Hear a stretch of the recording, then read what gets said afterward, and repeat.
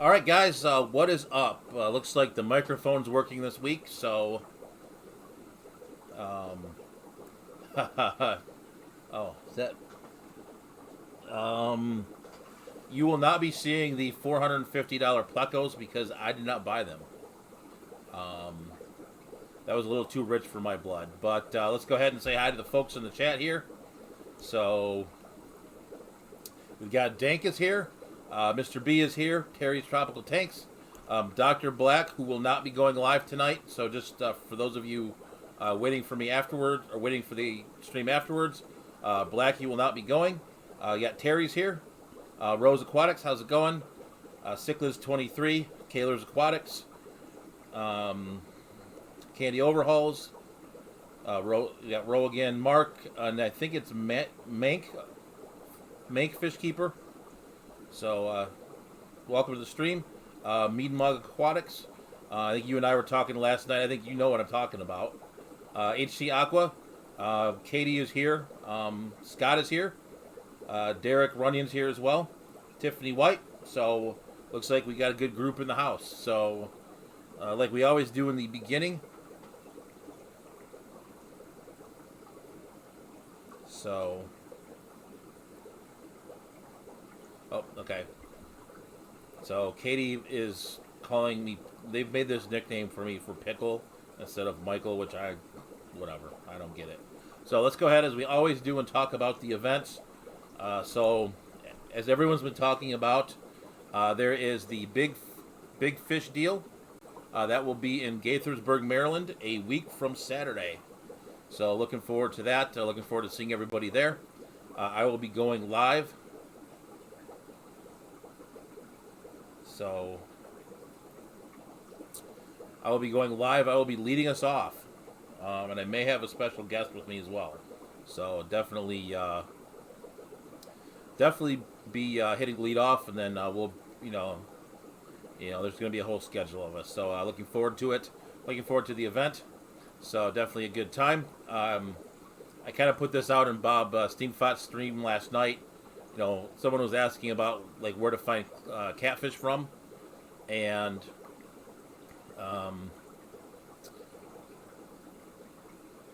so sorry. So I got distracted by something. So there was a gentleman asking where all the catfish were, and there's literally in the next month there's literally a billion auctions. So. I've got the ones listed here that are local, and there's actually more in Ohio at the same time. So, I don't know, Katie. Maybe you can come with me. So, all right. So the first one I got up here is the Grand Valley Aquarium Club. They did not change the logo, but it is March 21st at the same building. It's just not on October 26th. So. Yep, so that's a good auction. I was there before, so definitely bring your money to that one. That will be in Grand Rapids, Michigan, so if you're in the Grand Rapids, Michigan area, definitely check that one out. Let's go ahead and go down here now. This is the first one with the discus. This is SWAMIS, which is the Southwest Michigan Aquarium Society. That is March 9th in Kalamazoo, Michigan. There's some great live air folks in that area, so I think probably you'd get some people from northern Indiana there as well. So never been to that one, but definitely a good one as well. All right, so we got HC Aqua in the house, Jessica Taylor, Small Fry Aquatics. How's it going? So never been to that one. That one someday I'll get to that one, and then the next one here. Is the Greater Detroit Aquarium Society, which I'm not a member of, but it's Metro Detroit, and I'll explain that in a minute. But they're having their auction on Saturday, March 23rd, which isn't right. Should be the 21st, but I'll check the date, guys. But that was on their page, so let me find out when that one is, and I'll get back to you guys on that. But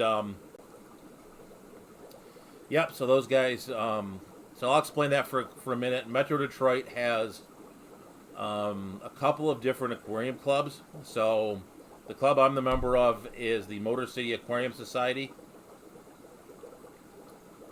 Um, Mank, I don't know about the UK, where you can find. So Mank was asking, "Hey, bro, do you know where there's any auctions in the UK or where I would find them?" I would say look up. There's got to be something that's like the British Aquarium Societies or something of that nature. I think you might be able to find that, but there has to be something like that either on Facebook or somewhere else. So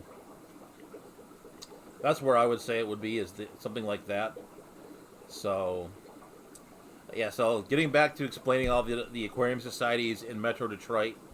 So the two prior to this one, the Swamis and Grand Valley, those are more the west side of Michigan. For those of you who don't know the geography of Michigan, Detroit is on the east side of Michigan. So there's literally like 6 clubs. Thanks, Katie. So there's 2 all species clubs.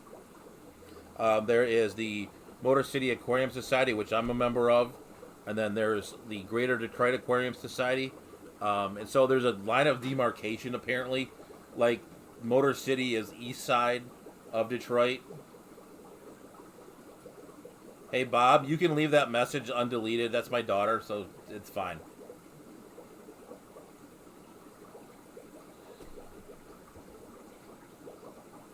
Hey Sand Creek.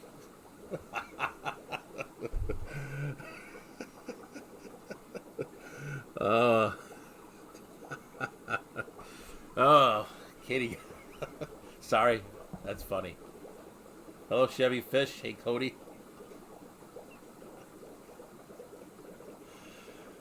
She won't do that again.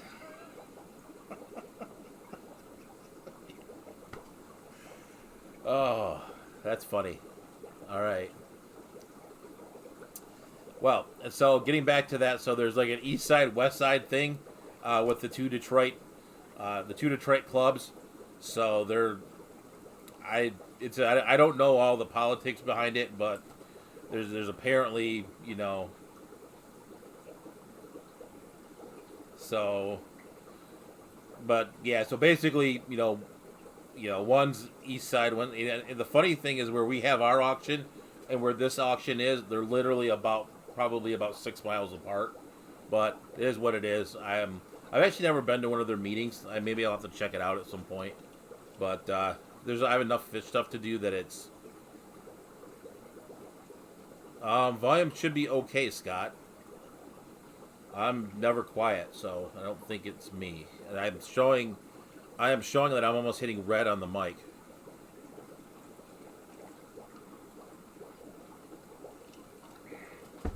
So, all right. So that's and then I haven't finished this. And then there's also a killifish club, there's a guppy club, and there's a cichlid club. So there is quite a few clubs in Metro Detroit, along with those are not all the fish I bought. So I didn't buy all of those fish. I was taking pictures of bags. Occasionally, if I see betta pairs places at some of the auctions I go to, I do message people I know in the betta community who may or may not be interested. So, all right, so let's get to the story, and then I'll show you some of the fish here in a little bit. So, kind of this weekend, I'm kind of working on a little project here in the fish tank barn. I've decided once again to rebuild it and redo it because I don't know. It's like I keep fighting the pursuit of perfection, I guess, which I'm a long ways from, but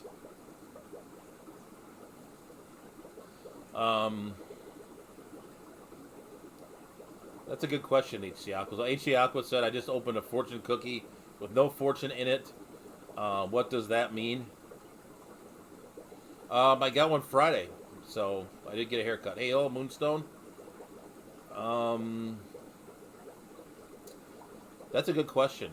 I guess it could mean you have no future. It could mean you just go get another cookie. It could mean it's an interesting one. I think I would go get another cookie and just call it, call it a manufacturing defect and move on. So, anyway, I'm kind of gonna reorganize the fish room a little bit. I want to put, hello D, how's it going? Hello Cody. So what I'm going to, hello Craig. So what I was gonna do is basically try to get like tanks with like tanks. So all the 20 gallons in a part of the barn, all the 40s, all the 75s, all the, So I mean, I was trying to figure out what to say for that. So HC, if I took that a little too far, I didn't mean to. So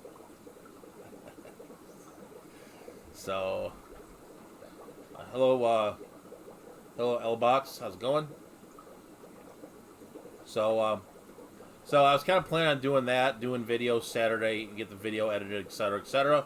9 o'clock, I kind of sleep in on Saturday, so 9 o'clock phone rings, and it's the president of the fish club. Hello, Mr. Fish Sir, how's it going? Hello, Peplin Creek. Your personal best was timing out Candy. Timing out my daughter is pretty funny. I'm actually waiting for her to come bursting through the door, like super angry, but that's okay. She'll live. So, I was gonna say, oh yeah. So he calls and he's like, I let it go to voicemail, and he's like, well, we're going to Akron tomorrow. We're leaving at 6:30 in the morning to go down to the auction in Akron. You're welcome to come. And he's invited me multiple times, and I've kind of turned him down just because I've been busy or whatever.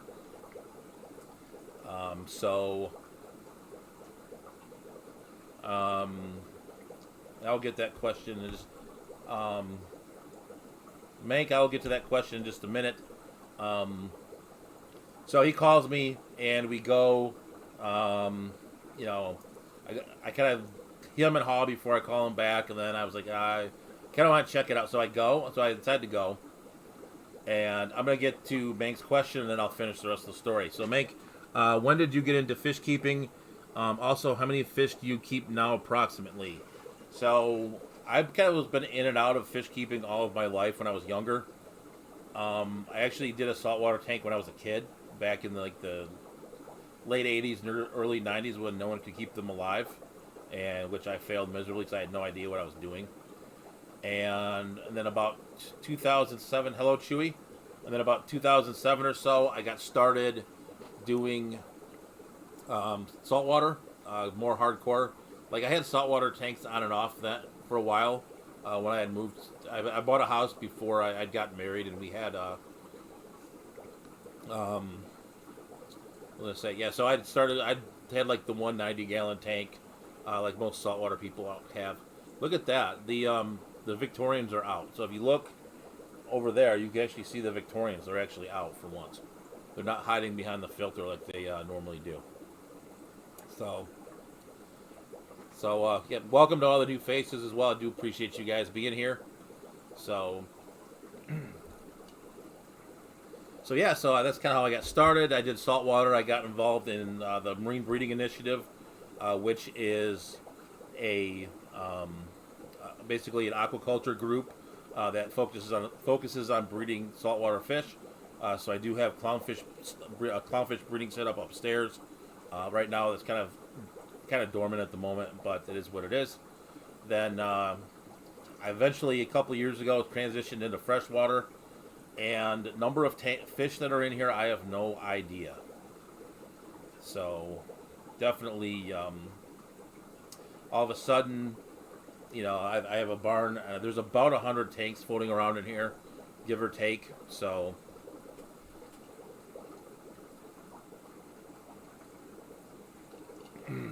definitely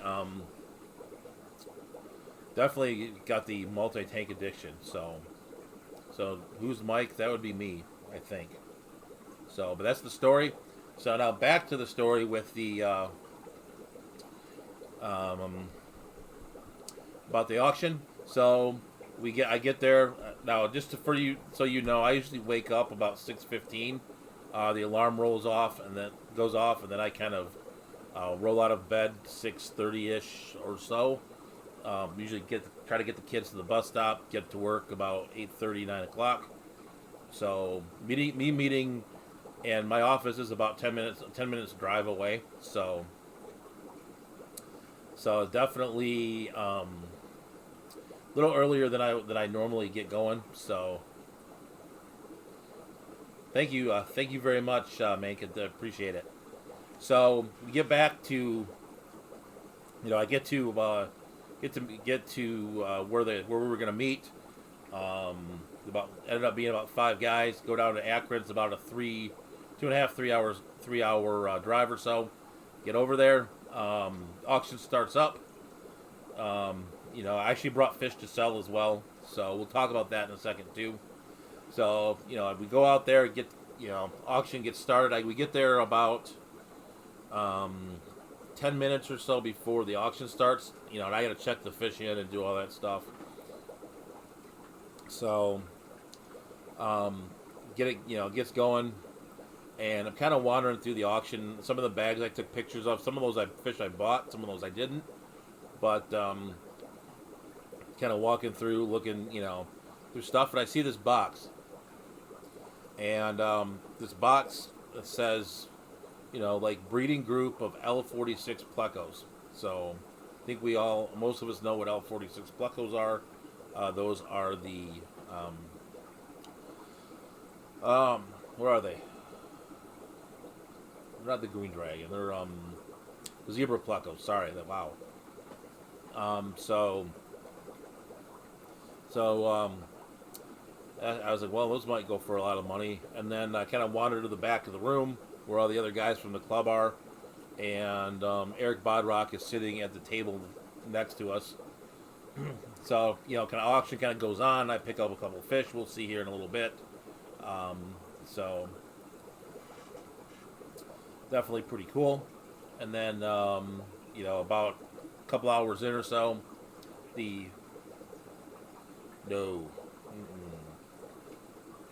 No, I did not buy those. We'll get to that. We're getting to that in just a second. A couple hours go by or so, and said L46. There was 4 of them in the box. They were adult size, about yay long or so. And I should have taken a picture of them, but I didn't. And zebra. I get it. That's good, New York Gold. I like that. That's a good one. So get going, and auctions get going. It starts at $100. So the auctioneer starts them at $100, and they keep rolling on up. The whole room gets silent. The next thing you know, it gets. I stopped, kind of zoned out. After a while, and I was kind of like, well, I'm like, I'm not paying that for these. And I'm not a pleco breeder at the moment, so I'm not really breeding plecos. So next thing you know, gets up to 400, 420, ends up at, I think it was $450 that the plecos sold for. So quite a bit of money for those. So that is the story of the $450 plecos. I did not buy them. But someone else did. I hope they have good luck with them. So that's the first time I've ever seen L46 at an auction anywhere. So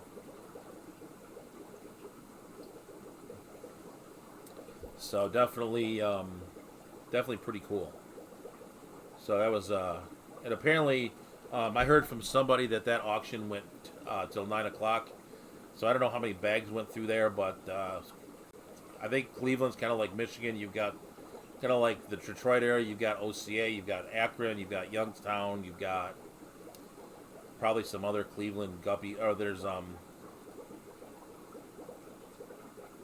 So yeah, Mean Mug was there. He and I were talking last night in Bob's stream, but he's never saw an auction go silent like that before. Yeah. I saw those, and I was thinking like 250, but then when it started getting to like 400, I was like... So I hope they have luck breeding them, because if not, they've got $400 decorations. So it's always always kind of the battle you take. So they said 1,300. Hmm.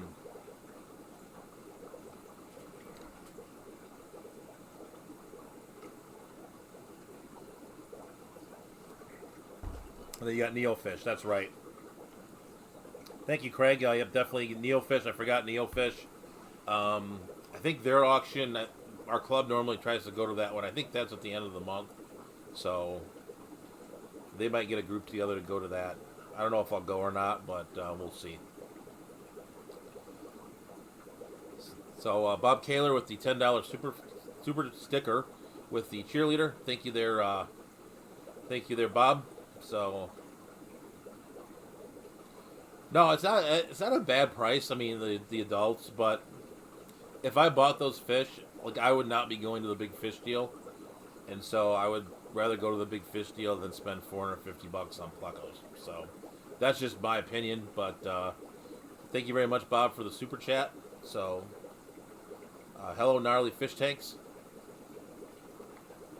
Yeah, so I forgot about Neofish. Thanks, Craig. Bob's always got the cheerleader going. So, Bob, have you hit your hours yet? If you haven't, you guys check out um, Bob's channel. So New York Gold's got anyone going to the NEC in Connecticut, April 17th to 19th. Oh, Countryside Aquatics Neofish is March 15th. Okay. Then I must have gotten the dates messed up with something else. Yeah, so March 15th, I will be at the big fish deal or driving home. So I guess I could stop by on my way through. Check it out, I guess. That'd be kind of funny. Go to the big fish deal, hit the Neofish auction on my way home. I might have to do that. That's a thought. So Bob's signature cheerleader sticker. So it was a lot of fun. Picked up some fish that I've not seen floating around here before. So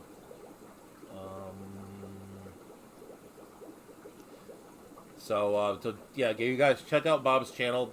Grab a playlist of his, put it on, and play it through so that he can get his hours. So. Um, Actually, I think it's Manx Aquatics or Manx Fish Room. He was chatting with me earlier. Did want to mention that I actually did live in London for a while. Didn't have fish tanks in London at the time, but so I am familiar a little bit with the UK. So,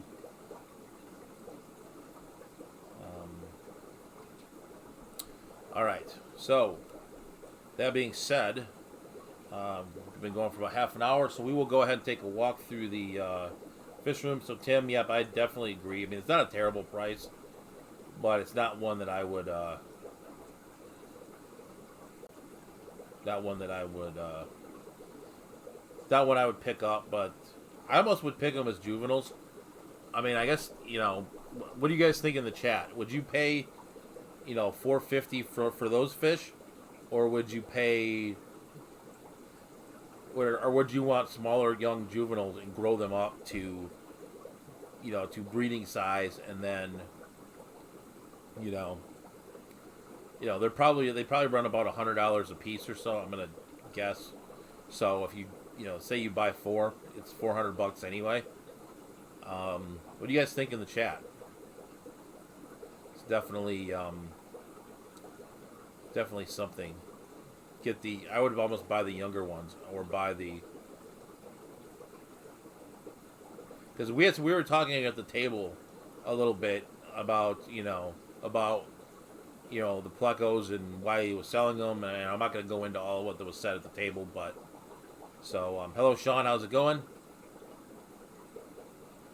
So I kind of would get the babies, but I think it's kind of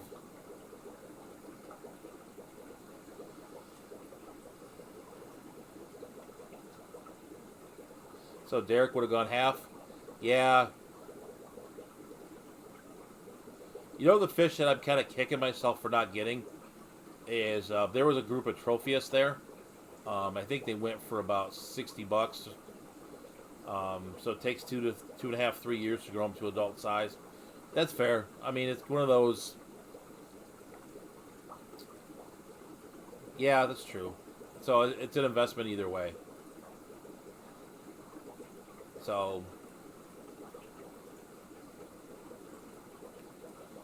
yeah. So that's an interesting question for sure. So let's go ahead and we'll take a spin around here around the fish room, and I'll show you what I've got. Just to let you guys know, the fish room is a little bit in a disarray at the moment. I am working on some projects upstairs again, so just so you know, because it is kind of a mess. But we will do the best we can to check out all the fish. So.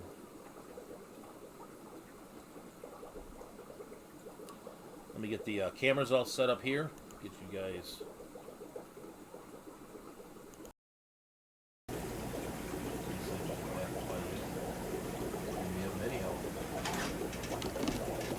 All right, we have audio. It looks like we have video. So I'm gonna assume that you guys can see and you guys can hear, and that looks slightly awful.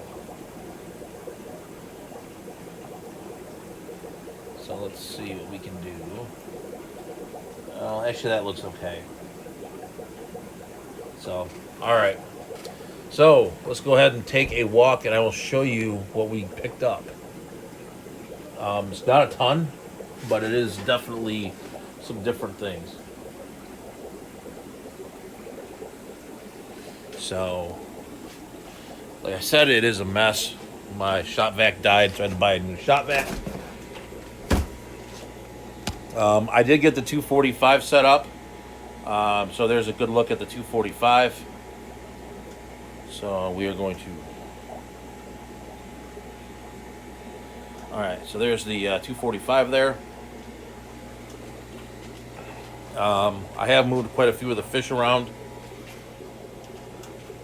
So if you look here, these are the 24 karat gold guppies that were upstairs. I got some cichlids in there. But we did pick up some rice fish. So, and there's still 2 Platys in here. These are the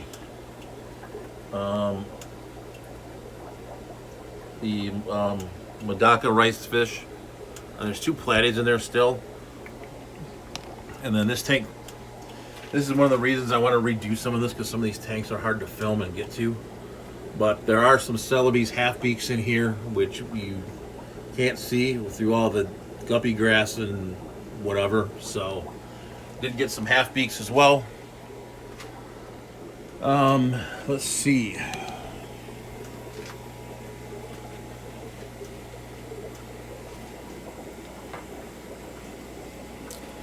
All right, we will go over here.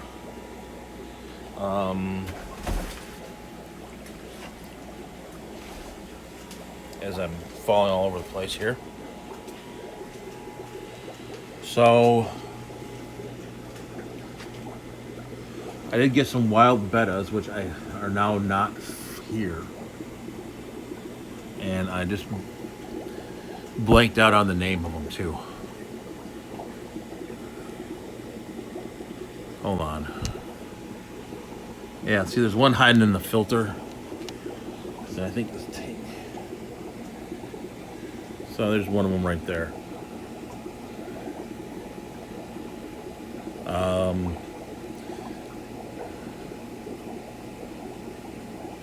think it's like Betta Edathe, but it is a mouth brooding wild type. So they kind of hang out. They kind of just chill out over here in the, they kind of chill out like in the filter and kind of in the algae a little bit.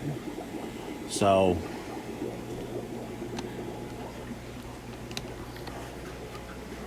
all right, let's head upstairs. Like I said, this is kind of a mess at the moment, but you may experience some audio lag too. So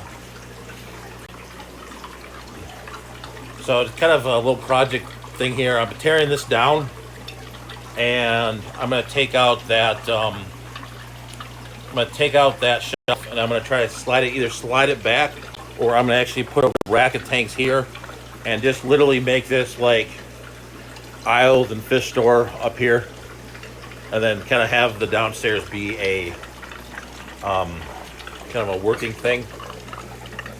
And I've moved a ton of fish around too, but haven't gotten there yet. So this, I'm going to pick up these guppies. These are the Vienna lower swordtail guppies is what these are called. So these are pretty cool looking. So picked up another kind of unique looking guppy strain, so I'm kind of excited about that.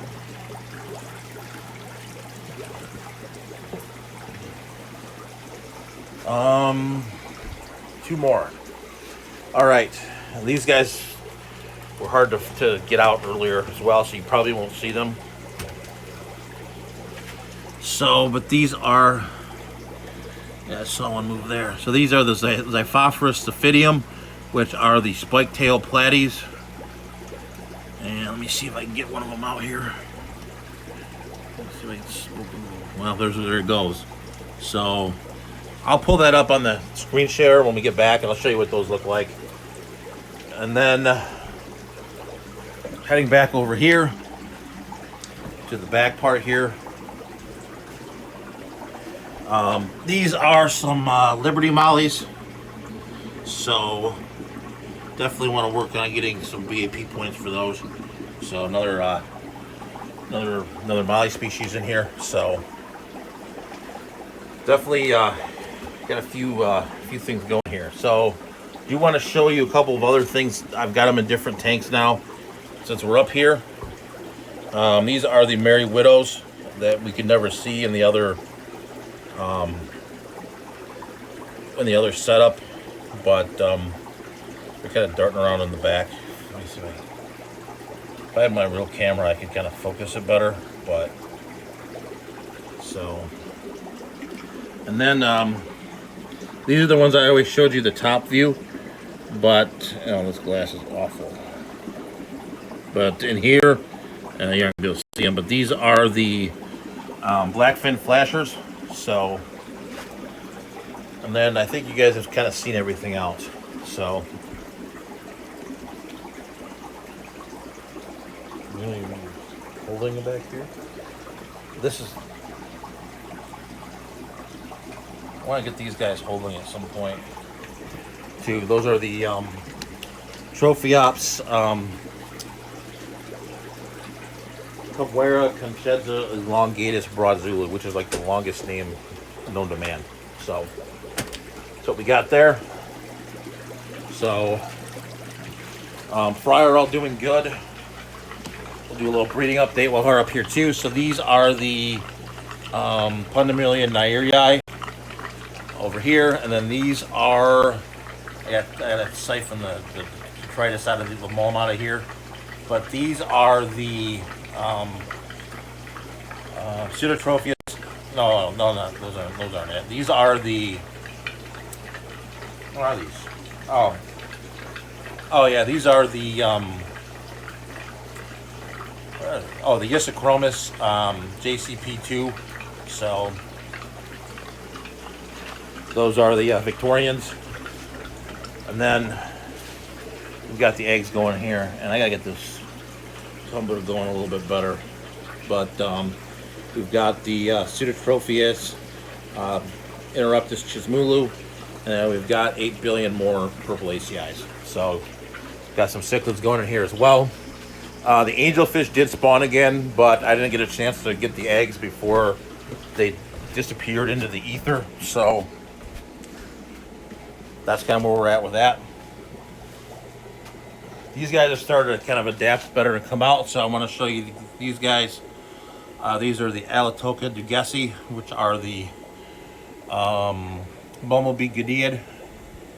So you see them chasing each other around in the.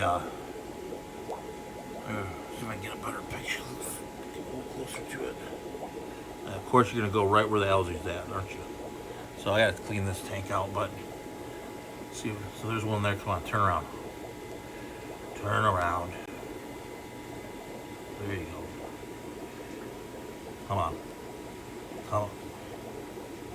So that's kind of a pretty hard to come by Gudid.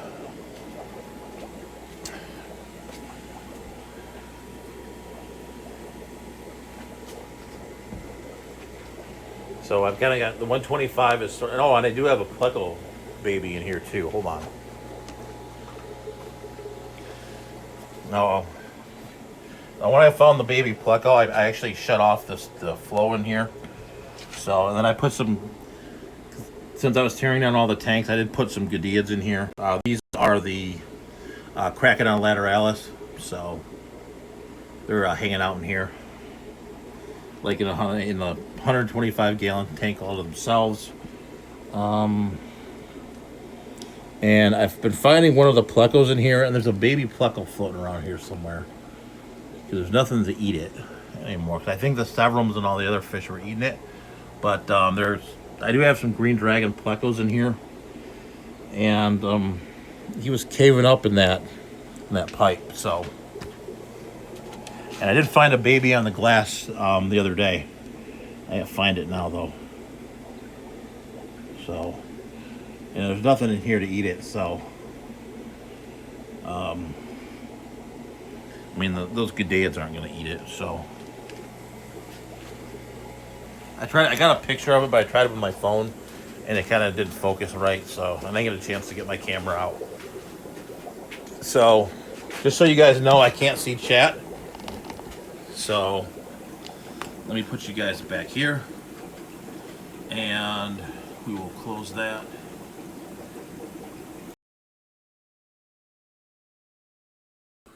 And put you guys back on me, and then I will take that over here out of the way.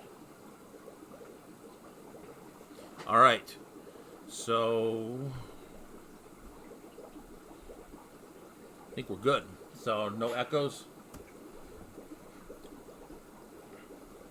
All right, let me just one thing, just so you guys know, is that I cannot see the chat when I am going and walking around. So, no, those are Betta Edithae is what they were called. Sorry, it took me a minute to remember. So let me see who we got here.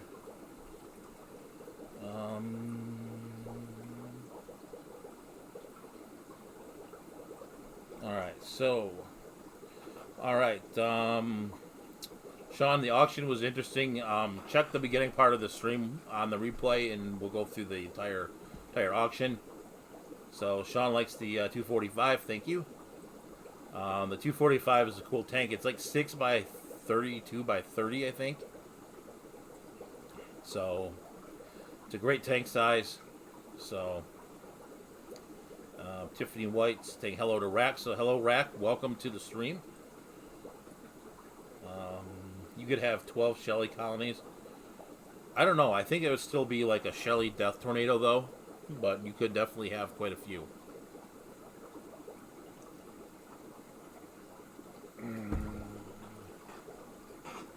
So, definitely thoughts go out to those folks in Tennessee who got the tornado. So,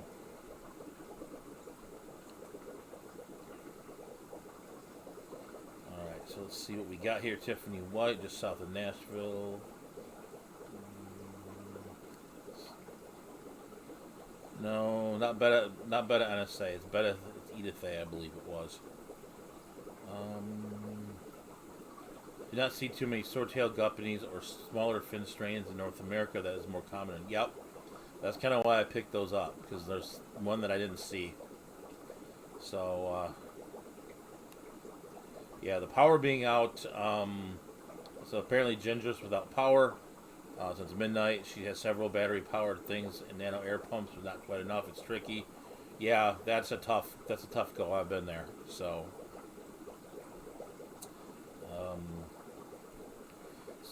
Bob, oops, hold on, we jumped on this. So, yep, so if you guys don't know, Susan from SOC Aquatics is shutting down her fish room. So definitely, you know, if you guys want to support her, I think Bob's been putting some links in, and then also support the GoFundMe's for Candy and Pam, as well as the Ohio Fish Rescue. So definitely check those folks out. Um, all right, so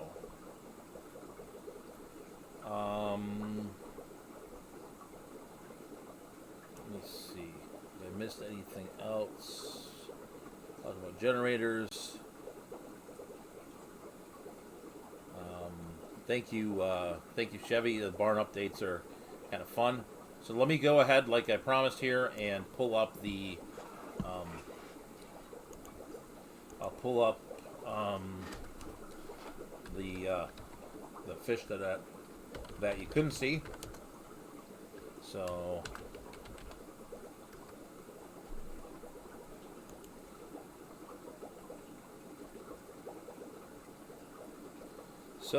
let's go back to the screen share. So these are the Xiphophorus staphydium. Let's go click on images. So that's it right there. Aquarium glazer. See, it's got the little spike tail on it. So it's probably like the. So another one here. Got a whole bunch of staphydium, swordtail platy. Yeah, it's got a little spike tail on it. So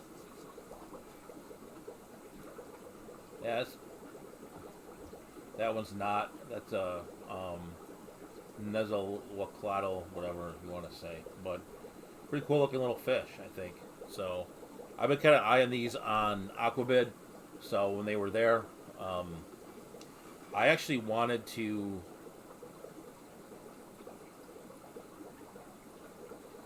Yeah, I'll have to find the bag. Big mean mug, but definitely have to check it out. So and then we'll look up Betta Edathay as well, or Edathay.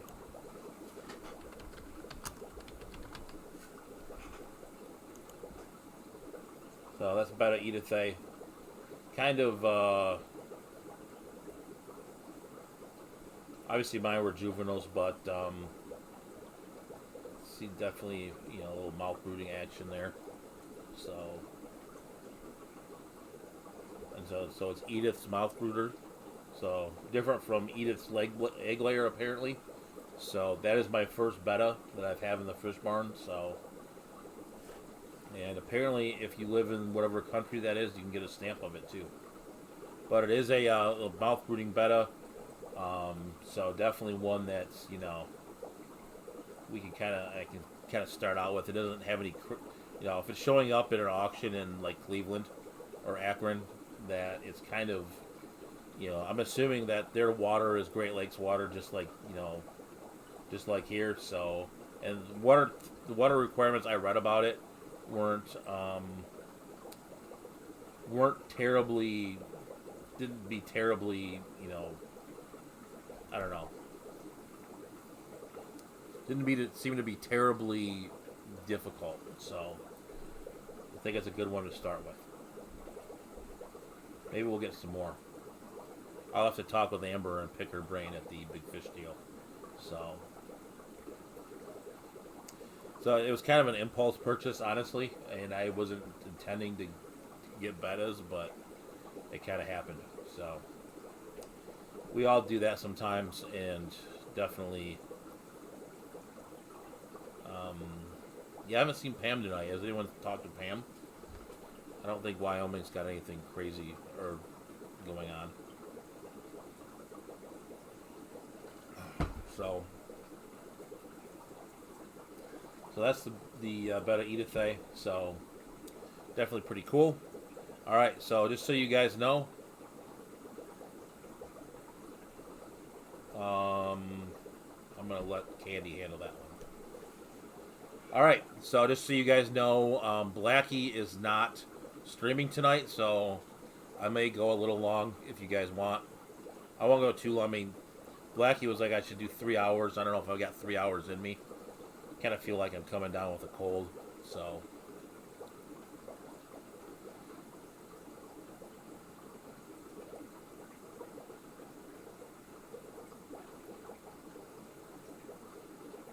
Oh, okay. She's doing art stuff. Okay. I would imagine that that would take some time. So.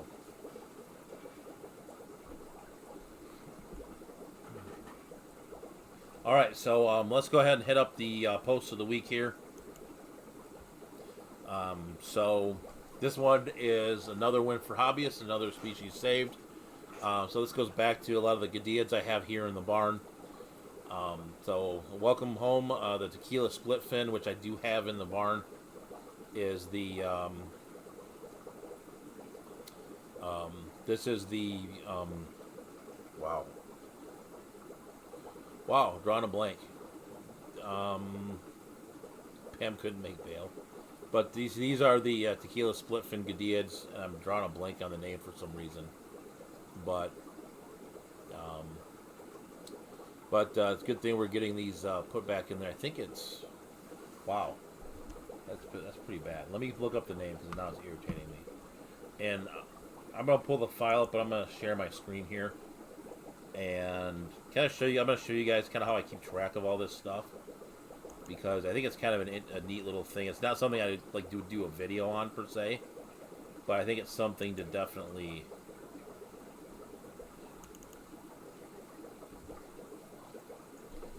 So.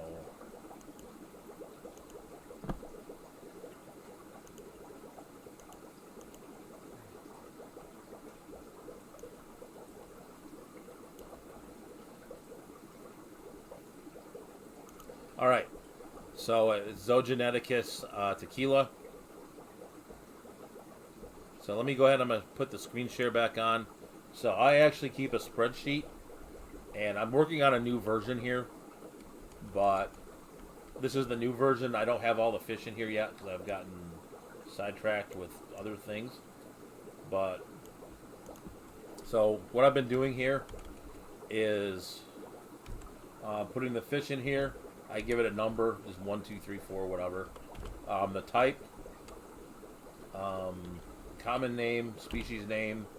If I have location info, then thank you, Chevy. Yeah, I had a brain malfunction. And then Gadiads have this thing called evolutionary significant unit, and I'm sure I mispronounced that. But so basically, like they have different locations that are evolutionarily significant, and so these are important to keep as well. So, and then I put where I purchased them and who they were purchased from, and then if I've bapped them or not. I've actually got another file. Yeah, I wish I could like do something different with the sponge, but I can't. So I think you guys hear me well enough without it. So,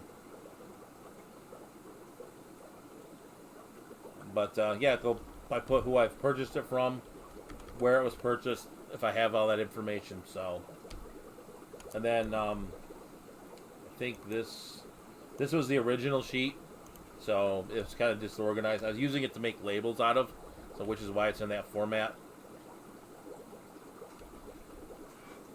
All right, you know what? Hold on,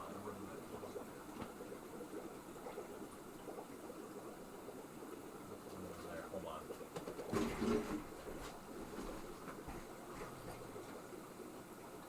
There. That fixed that. Oh, Dan's here. So Dan's lurking while working. So definitely check Dan out. As well as the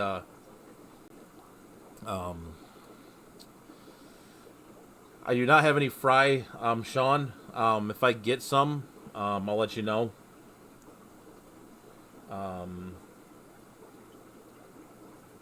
So yeah, my golden skiffia I sold too many of them. So, but I do keep a log of all these in here. So, kind of keep track of where I've picked up stuff from. So, like I said, this isn't done yet, but it is definitely in there. So,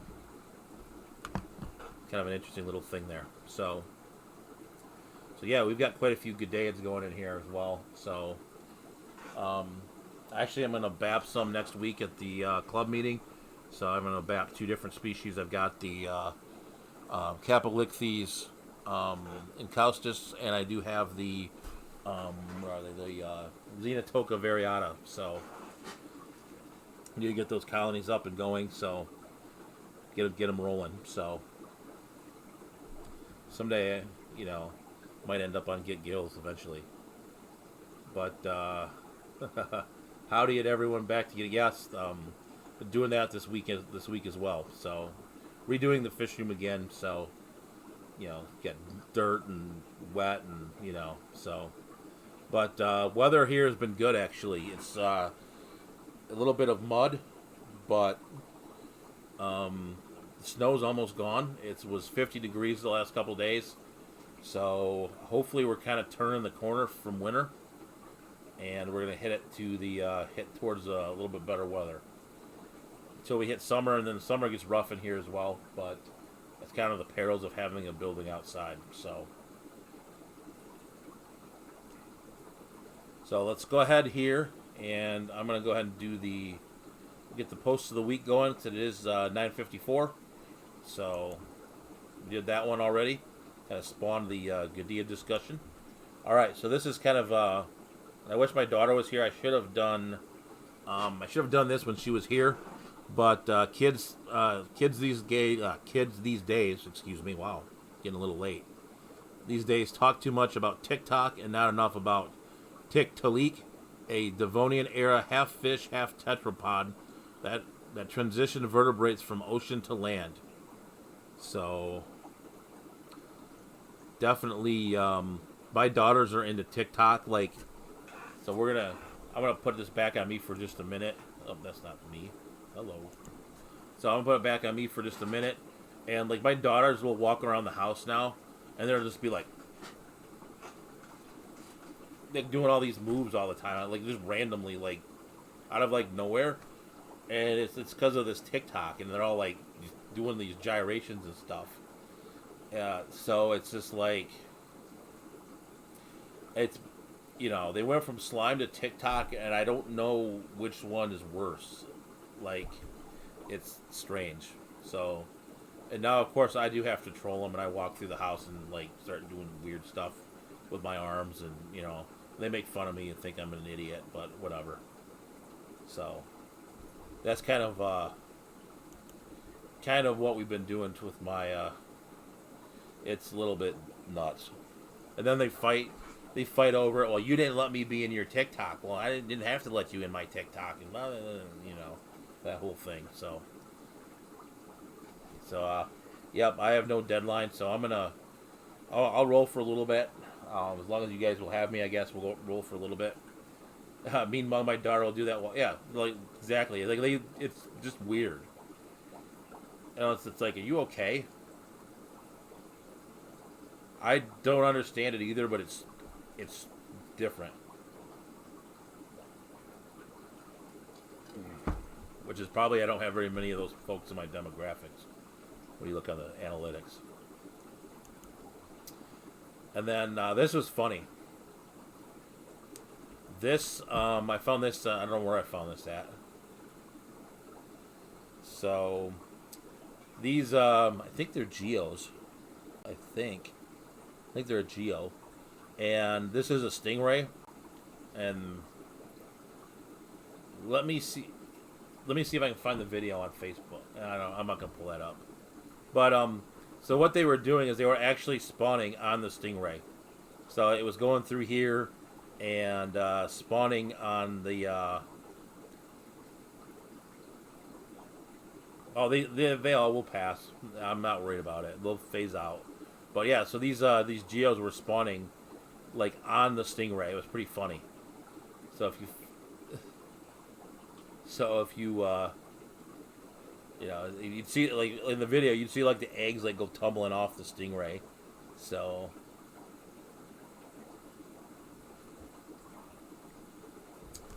all right, so those are the posts of the week.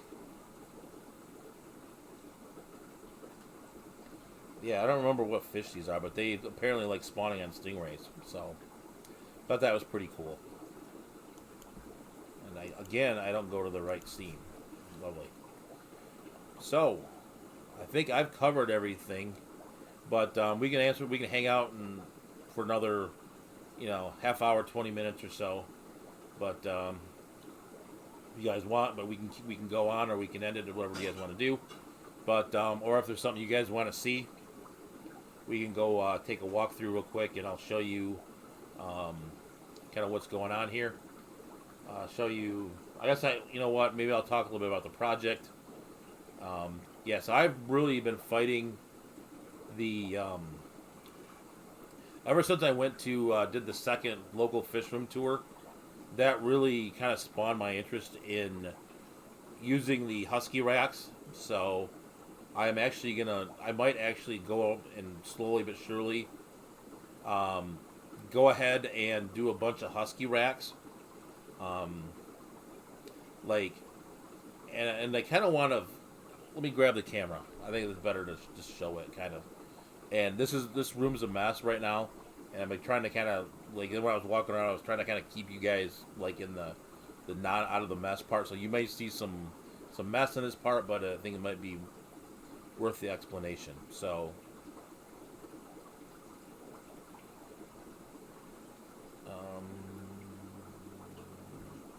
Let's do this. So, goodbye, Bettas. Little camera.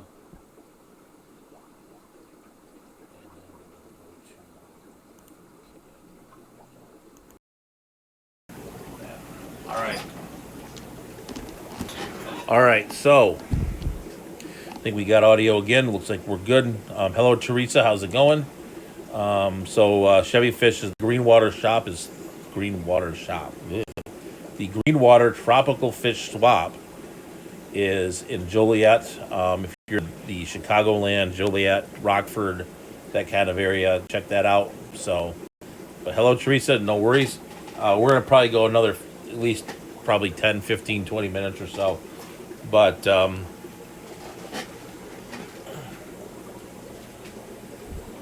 so I really want to take this section here, and I want to make it a big table. Oh, we got to turn the lights on. Hold on, 1 second. Forgot about that. Let us go and turn on the lights. 1 minute. You're gonna put you on that screen. 1 second here. So, hello, Palmer Aquatics. How's it going?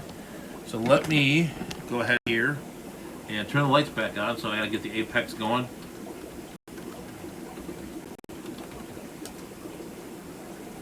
So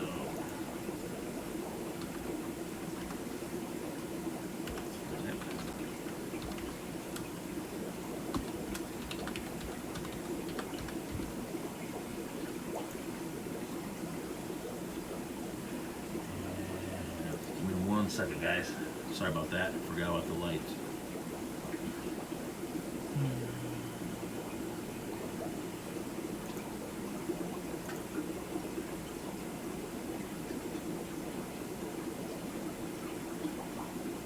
So I can show you what I'm doing now. So this is the Apex controller. So if I click, right now it's on the automatic setting, which means it runs the program. So if I click on, it turns all the lights, turns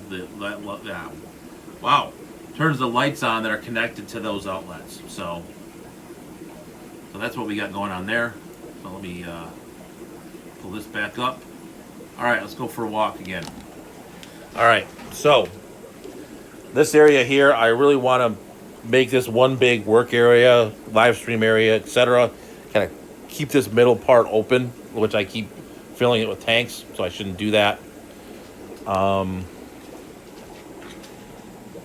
I want to take these 2 tanks and put them somewhere else. Don't know exactly where yet. But I really want to take like if you look at this rack over here, and I love the door. I'm going to keep the door that way because I enjoy it. It's kind of an interesting feature. But I want to take this 90 gallon can stay here. But these 20s, I want to move all the 20s upstairs. Like these 20s, the 20s back here. Get all those moved upstairs, and kind of get all the kind of breeder tanks upstairs, other than the Gadaeans, and then kind of keep this downstairs a little like I was originally planned, believe it or not, to kind of have this downstairs as kind of the lounge area. Have the 125s. Maybe like the 40 breeders probably will stay in here, but have all the larger tanks stay down here, and maybe even move the 75s down, and then then upstairs really just make it literally like fish breeding, like fish breeding mass. Have all the breeding tanks and grow out and all that stuff upstairs. So we'll take a look at, this isn't going to move because I don't feel like moving it. So, but, the 125 over there, I know it's a little low on water right now just because I shut the pump off to it from the sump. Get all these 20s moved, and because what's happening in here, just so you guys kind of get a feel for this, is since it's a 2-story building, you get it's a lot warmer. Not a lot warmer, but it is warmer upstairs than it is down. So a lot of the warmer species, like the guppies and, all of a lot of the cichlids and whatever, I'm going to get all those guys upstairs. And then down here is going to be a lot of the Gadaeids, things that like it a little bit cooler. So that's kind of the idea.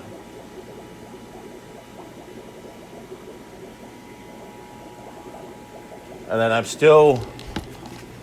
we'll head back upstairs for a minute, and we'll head up here. Just so you guys know, I can't see the chat, and this is going to be a mess. God, there's no water working up here at all. All right. So we've got the clownfish breeding set up here that I am debating if I'm going to leave it here. And then I'm also debating whether I'm going to stick my rack this way, take the wall down here, which I bait anyway, and it's just a divider, not really a wall. Take the wall down here and actually just add to this way, or if I'm going to make another rack in the middle and put the tanks here. Now, unfortunately, I want to take this pole out. It's literally in the flipping way, like all the time. But I was actually looking at doing it, and I'm glad I didn't, because I love right up here. There's a hole right here. So this is one board, this is another board, and this pole actually is holding up is kind of holding up the roof. So if I were to take that out and move it, that is a 100% load bearing pole. So I don't know what would happen, but I don't want to find out. So I literally was almost going to start it. I was looking, and I think I took that weekend I took another look, and I'm like, that's not connected. I'm like, uh-oh. Because what I wanted to do is take the pole and maybe put one stud here and put the other stud there, and kind of open this up a little bit, but that didn't really work out. So I don't know yet if I want to go this way, or if I want to go this way, or if I want to go in the back and go back that way and take all the tanks down back over here too. So don't know yet, but we'll get there. And unfortunately, even if I measure something, I literally have to get the thing in here, get one of the shelves in here from the so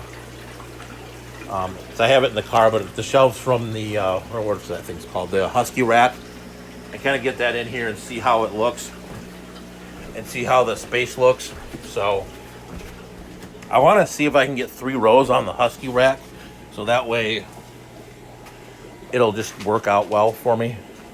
I think I can get 3 rows of 5 or 6 tanks on that.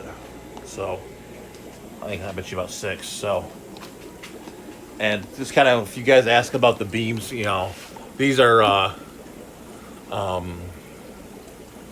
These are like 3x8s.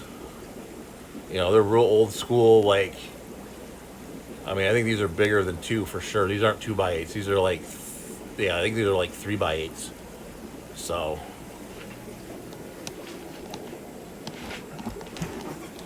so, all right. Let's see what we got here in the chat.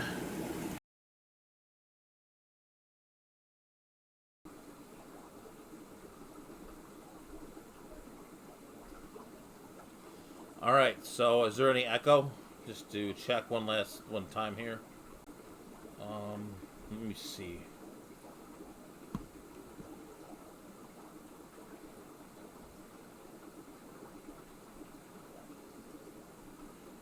All right. So we got Palmer's here. Teresa. Um,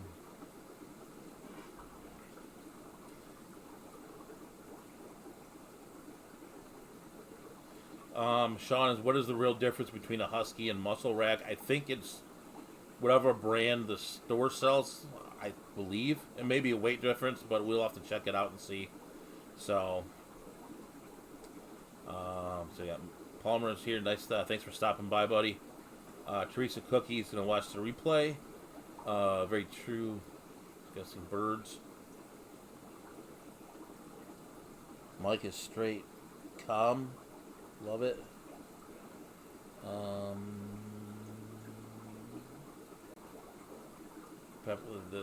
That door is art. Yep. Spray foam does great because that door was actually leaching in a lot of cold air, so definitely something that was needed. Yeah, I kind of like that too. Like, I'll be honest, like I didn't have a plan, and it kind of happened, and so now this is the plan. So,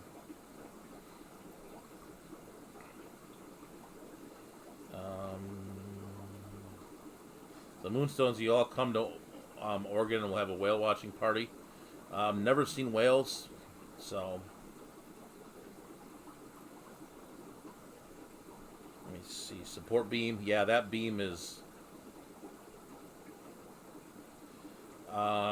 So yeah, so Peplins get a steel beam to span across it. Yeah.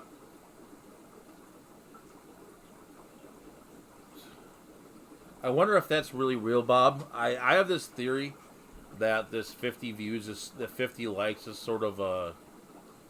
This is my like. There's a gut feeling of mine that the 50 likes. Please like the stream. I'm not gonna tell you not to, but I have a feeling that that's like an urban legend. Like, I wonder. I'd have to check and see whichever streams I have that have 50 likes if you get more, like, if there's any data behind that, like if you get more impressions when you watch the, you know, I'm curious if that's, if that's actually true. Um,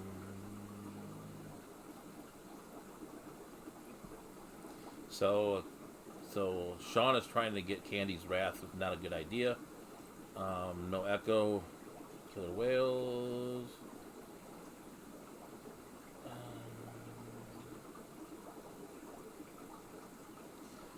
No, yeah, Sean. I don't know if there's a real difference. I'll have to check on Google, but I honestly had 5 minutes on Friday to get them, and I was like, I was gonna do some more investigating and just didn't have time, so I got the one that I knew everyone used. So let's see where we're at now. We're at 10:12. All right, we'll go another 8 minutes till 10:20, and then I think I'm gonna shut it down because I gotta go. I get to go to the dentist tomorrow morning, so that'll be an awesome time. So we'll go see the dentist and do all that. Go into work and meet with suppliers and all the other fun, joyous stuff that I do outside of doing fish. So Candy started it. So yeah, Candy might finish it too, unfortunately. And I'm getting low on water, so. No, I actually started it with Candy. So, we haven't had any fights about blue or black, or blue or black. God, what was it? Sorry, guys. Blue or black backgrounds lately. I can't talk at all. This thing, I don't really want to be that close. Yeah, Sean, I kind of agree. Sean was like, at Chewy, I'm good. I'm used to being the biggest thing. I don't want to be that close to something much bigger. I kind of feel you on that one. Like, there's some animals I really don't want to get that close to. Like, I don't want to be the guy in the kayak and the whale comes rolling up and it's like 800 feet long, and next thing you know, you got it. So.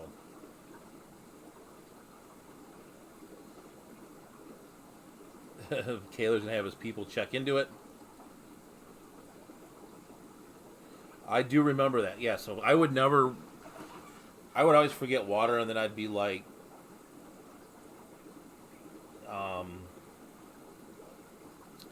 I would get all sort of like dry and everything. But yeah, I usually bring two of these, but I somehow misplaced one of my cups in here, so I've got one at the moment, and I've kind of been milking it for the hour and so.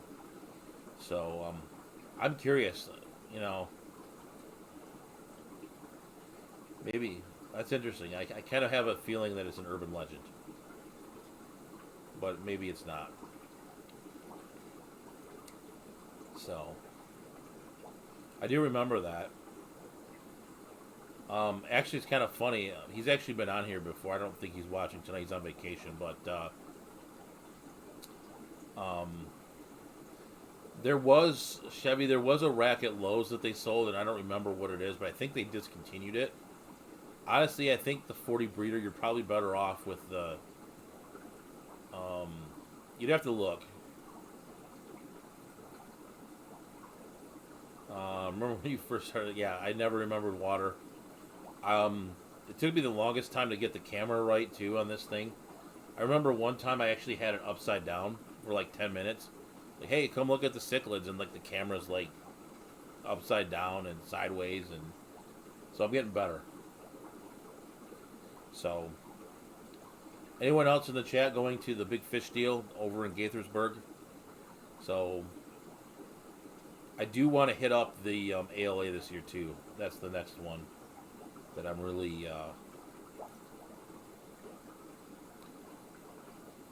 kind of waiting for. So that one's gonna be. I think that would be a lot of fun. Like I'm gonna skip Aquashella Dallas to go to the ALA just. I think I would enjoy that more, and I'm kind of if as you guys saw here, I'm kind of a live bearer geek anyway. So definitely one that I want to get rolling on.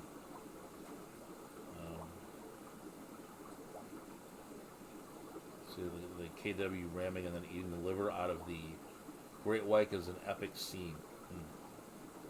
I don't know what movie that was, so I'm not a big movie guy either. Like, it's kind of funny. I guess we're just gonna get kind of we'll do the the real talk thing. Like, I don't watch a lot of like Joe Rogan and Casey Neistat, and I don't really watch a lot of that.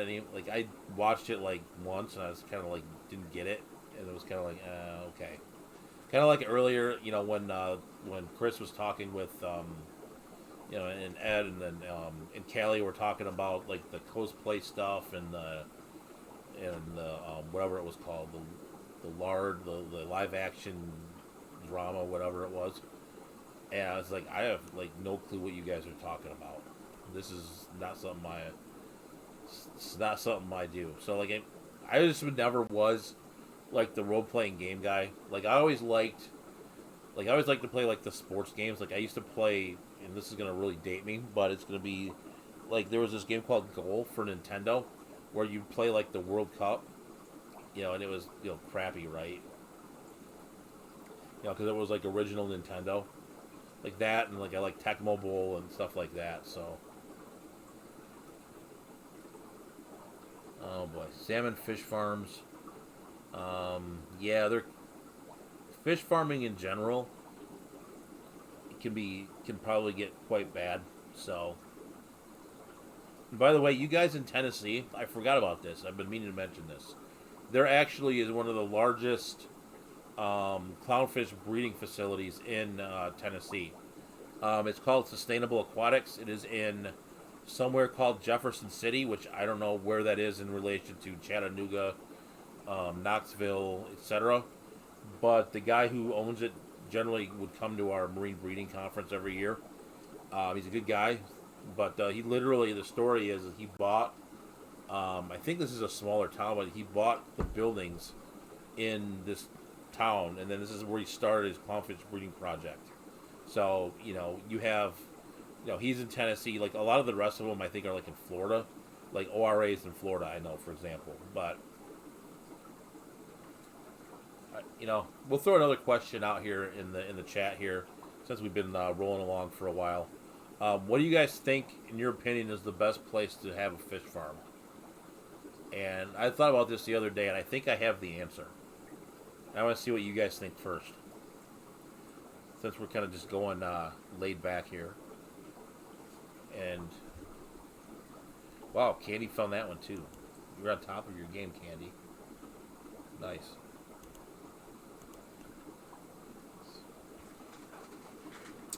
All right, so I'll let you guys catch up. You guys might be behind me on that, but I'm gonna pull up a United States map, and I think I know where the best spot is, but you guys may disagree. Alabama. It's an hour from you. Okay.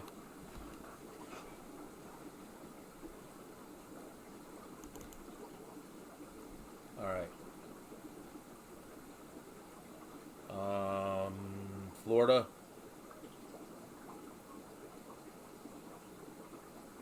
Not the Virgin Islands. No, I would agree with that.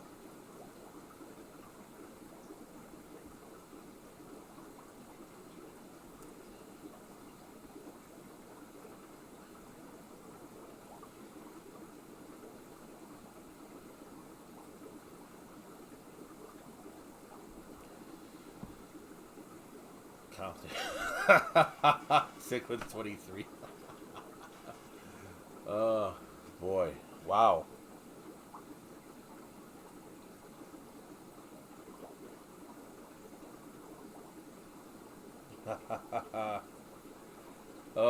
So Bob Kaler, their calls are in the East Tennessee Fish Fam meetup as take. Oh, yep. So that's been someone. They've been doing that for a while. So there is a bullet hole clownfish, so you could put it there. So we'll give you guys another second or two to kind of come up with your answer.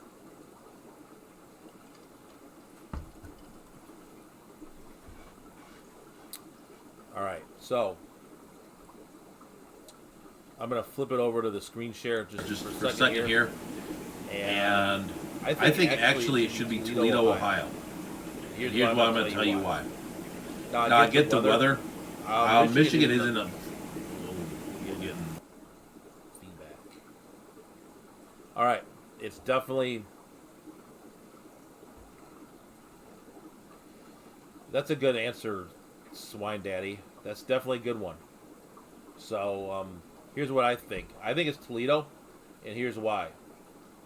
One, most of the United, generally, from what I've heard, is that most of the United States has generally harder water. This water that's all here is Lake Malawi. Yep, I caught it, Candy.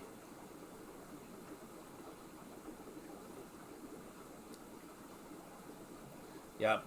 So this is all Lake Malawi here, like Lake Malawi type water. I know why you want to do down here, like Florida, because of the heat. You don't have to run a heater. But Toledo, there's basically the intersection of three highways here. You have I-75 here. You have 80-90 here. You have there's a highway called 280 that connects the two here, and this is called the Golden Triangle. It's a big shipping area, and then there's a lot of fish stuff that's right here. You're here to a major shipping hub, in Toledo, and then the Detroit airport is 45 minutes away because the Detroit airport is down here. It's not up in here, so you can go. You basically can go up to here, go to the Detroit airport in 45 minutes. You are close to. You are probably about 4 hours from Chicago, 2 hours from Cleveland, about 4 from Indianapolis. Getting down into Kentucky isn't terrible.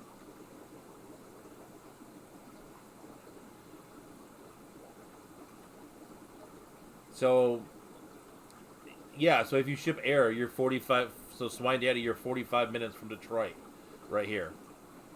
It may even be half an hour because, like I was saying a minute ago, the Detroit Metro Airport is down in here. It's not up in, like, the city, it's down south. So, Cichlids 23 Highway 280 was a racetrack growing up, LOL. Yep. Were you there, Cichlids 23, when they had the drawbridge? Because they, about 15 years ago, God, it's been that long? Wow. It's been, they used to have a drawbridge over the Maumee River in Toledo. So you had to, like, wait for if ships came through, you had to do the, no, I'm saying in water. Like, in terms of water. I was thinking about this today. It's like you're right next to, a major shipping area here. And then you can even go, like I said, the Detroit airport's here. And, the Memphis one was good too, because Memphis is a major FedEx hub. So that's a good one too.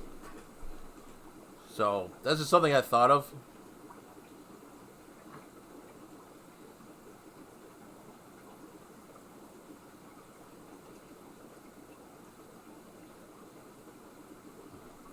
Yeah, and so, like, if you're, like, breeding fish and whatever, and say you had a huge fish room and you were breeding. Oh, okay. Gotcha. Okay. I was like, you never know, right? So, it's like, yeah, like,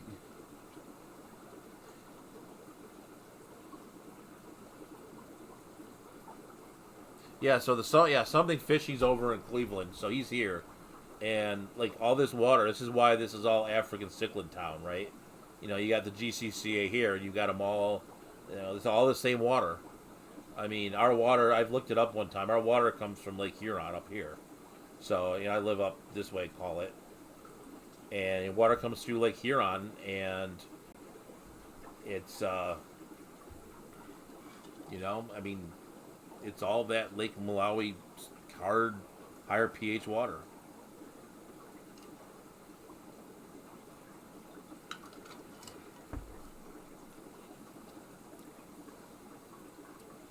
Yeah, so kind of talking about, and someone mentioned the NEC in Connecticut, which is right here.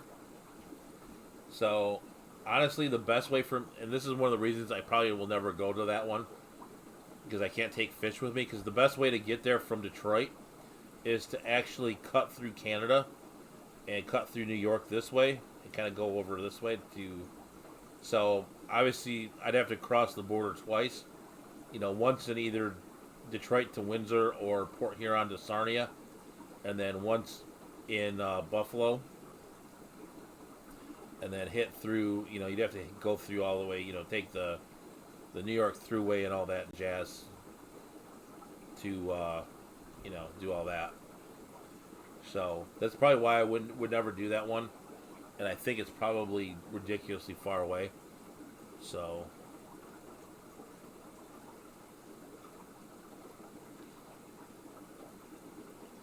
yeah, we're talking about Lumpy. We're talking about um, where's the best place to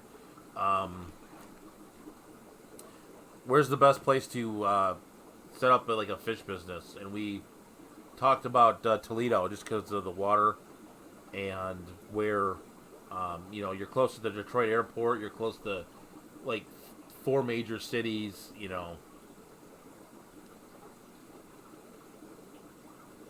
So yeah, we'll do state capitals. We'll go way down way down the rabbit hole, start doing state capitals and stuff like that. So,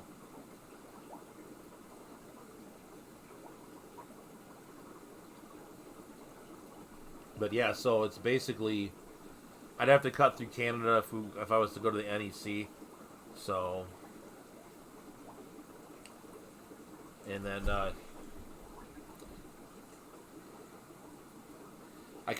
I'm a geography kind of dork anyway, so it's just kind of what I do. So, all right, we'll go for about 5 minutes more. So, I'm getting a little tired. It's 10:30 here. No, we're not gonna do any tests on geography.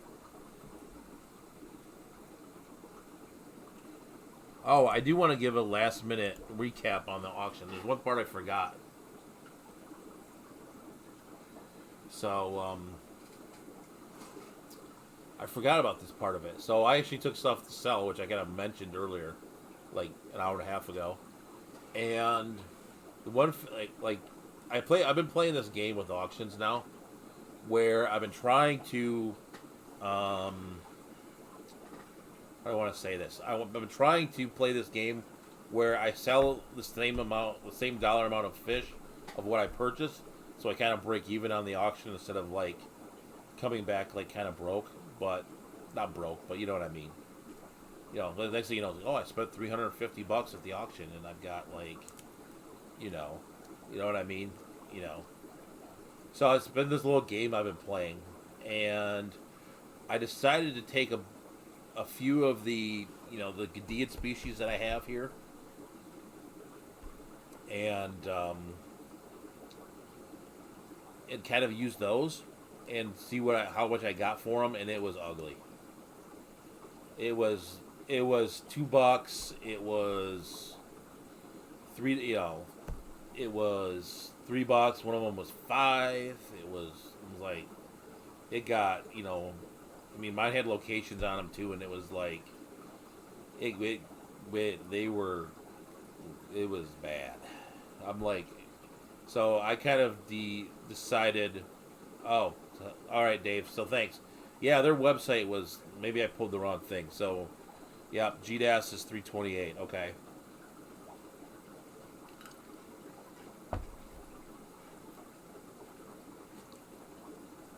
So thanks DJC20. But yeah, I pulled that off their Facebook, so maybe I pulled the old one or something. So, but yeah, so we were, so the Gadiad just got hammered, and so, but I always bring plants with me now because I've been finding out that plants actually do pretty well. Um, I don't know how many accounts Candy has, and I don't want to know. That's the one thing I'm kind of curious about. How many, like, who's, like, troll accounts that are floating around out there, right? You know, but who knows? So, I guess we'll kind of open it up here to some last minute questions. If you've hung out here for an hour and a half, definitely hit that subscribe button, hit the notification bell, do all those, YouTube-y things. Check out, any of the other creators on here. If you like their content, subscribe, hit the notification bell. And I'm going to remember to thank Bob Kaler for the $10 super sticker. Definitely appreciate it. Never required, of course, but always appreciated. Candy has one account. Nope, I know. I was playing Candy, so I kind of do too. I mean, I only have one. My kids have like 8, so. But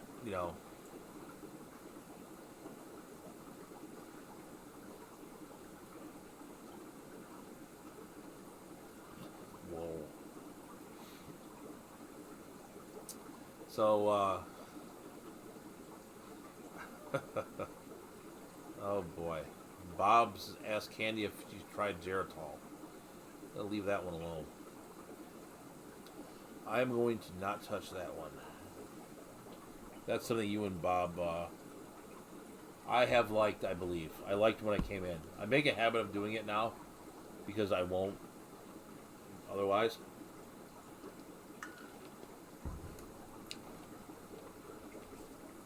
Sweet. I'm walking 4 miles every morning now, but my butt is dragging. Geritol might help. 46. All right. So yeah, so we've been. This has been kind of. Here we go.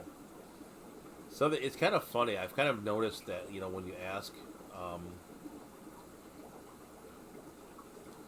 ask, so.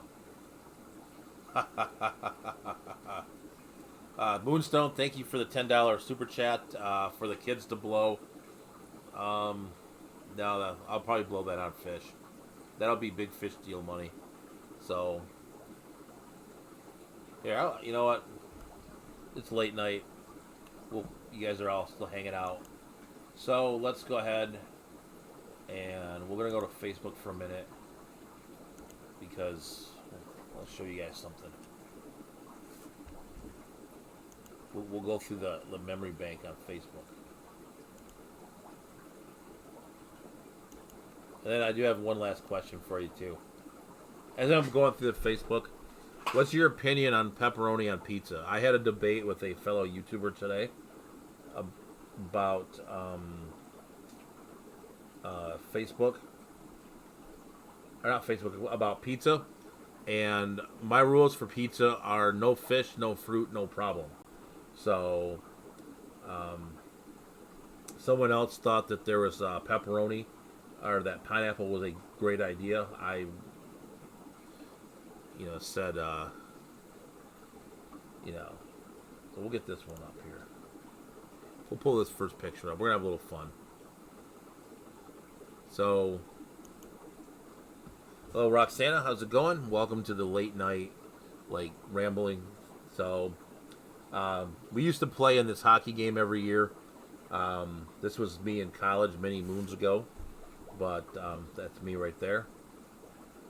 And we're going to shut off the phone cams. I don't think we're going to need that anymore tonight. So,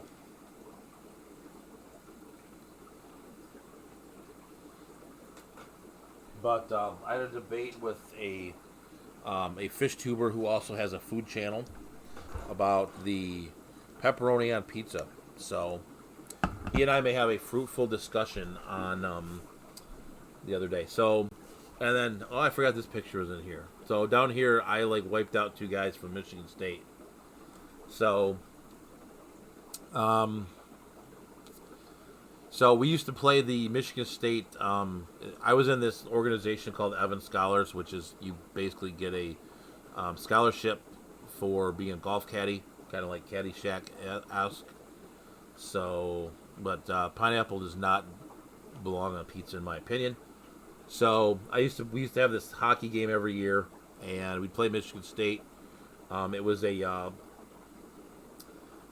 full checking, full on, full. No, this was like IM hockey basically, Chewy. This was not full on, playing against Michigan State people who can skate.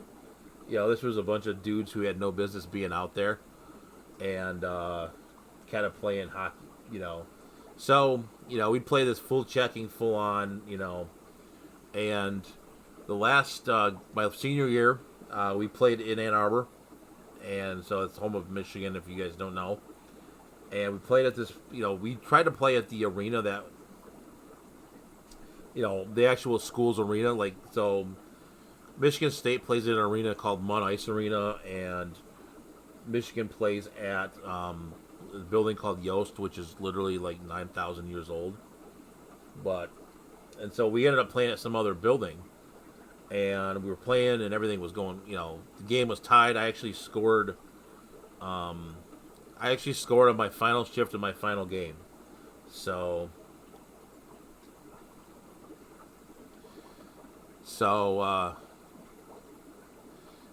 yeah, it was kind of funny though. Cichlids 23 is it was a bunch of people who didn't play checking the whole rest of the season.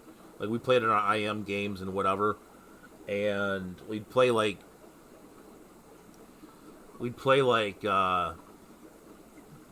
non-checking, and then all of a sudden it'd be you try to check somebody and you miss them, and it was pretty bad at some points. But anyway, so anyway, we score. The last, I scored my last shift, and we ended up tying the game, right? And so we were gonna go to overtime, and it was like midnight, and the lease had run out. Our time had run out on the that we'd paid for, had run out on the arena. So instead of them letting us like just finish the game, they actually we had to do this like ghetto shootout. We ended up losing because our goalie was not the best in the world, but that's needless to say.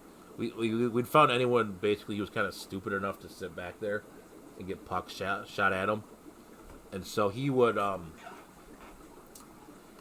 here I'm gonna put the scene. I have to put the scene back for a minute. And so what he would do is he would take. I'm gonna use my work phone for this as an example. So when you play goalie in hockey, you want to keep your stick flat.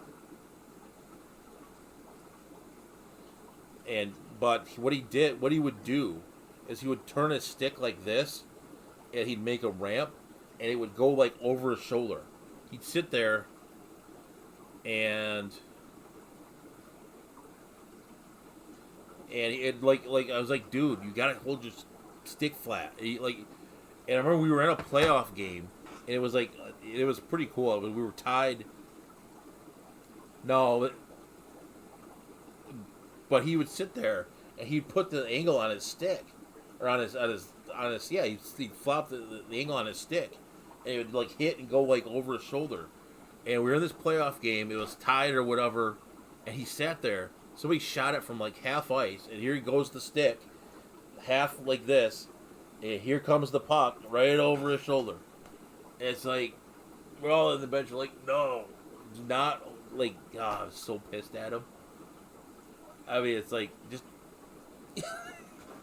we ended up winning the game anyway. It was kind of like this last minute pull the goalie comeback thing, right?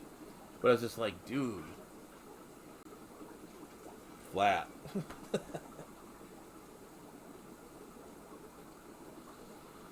So let me find a couple other Facebook pictures, and then we will actually end this.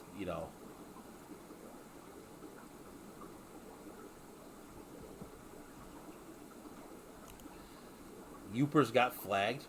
That's funny. All right, so let me find a couple other pictures, and we'll go. What I was actually gonna show you.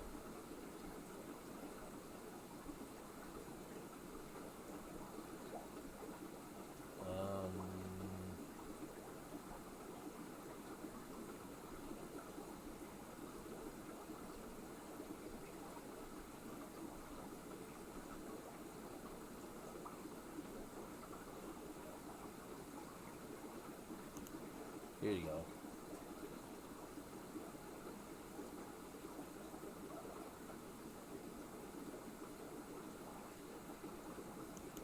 All right, so this is like the weird stuff I do basically. So I decided Thanksgiving one year, these stupid trees used to be by our house, and they were literally.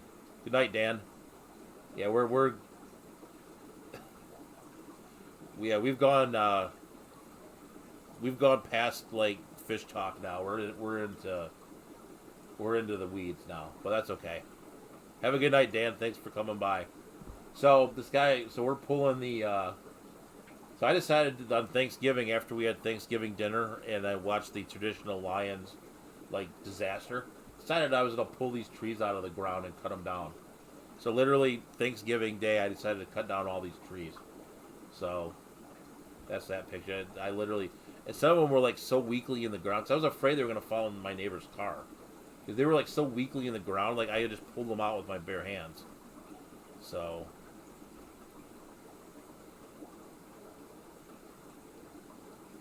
Alright, we'll go back one more, and we'll find a couple more pictures, and then we'll end this. We'll end this wildness.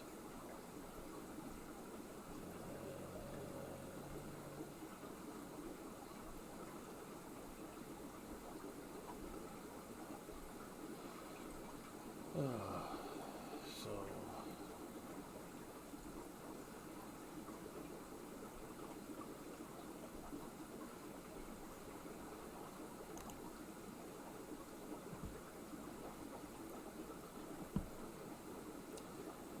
promise this was the last one.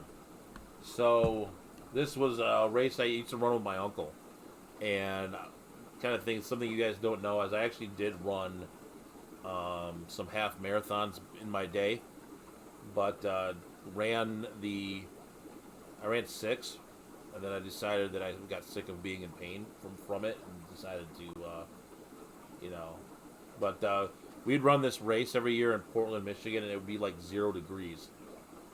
So it was definitely so 5K, thankfully. So Candy got me going to talk about the 4 miles. So definitely one that was kind of tough. So all right, so I think we're gonna end it here. We've been going for an hour and 43 minutes. I know Chewy wanted me to go for 3, but I don't have 3 hours in me tonight. So let's go ahead and get up to the top here. So if you guys have joined this on your hung out this long with me talking about running and pulling trees out of the ground and God knows what else, hit that subscription button, notification bells, all that fun stuff. We will see you guys every Tuesday night, 9 p.m. Eastern. Thank you guys for coming out, hanging out. It's been definitely a lot of fun. Appreciate you guys. We will see you guys next week, Tuesday, 9 p.m. There will be a video coming out Sunday. So that being said, stay fishy, keep on breeding, and we will catch you guys on the next one.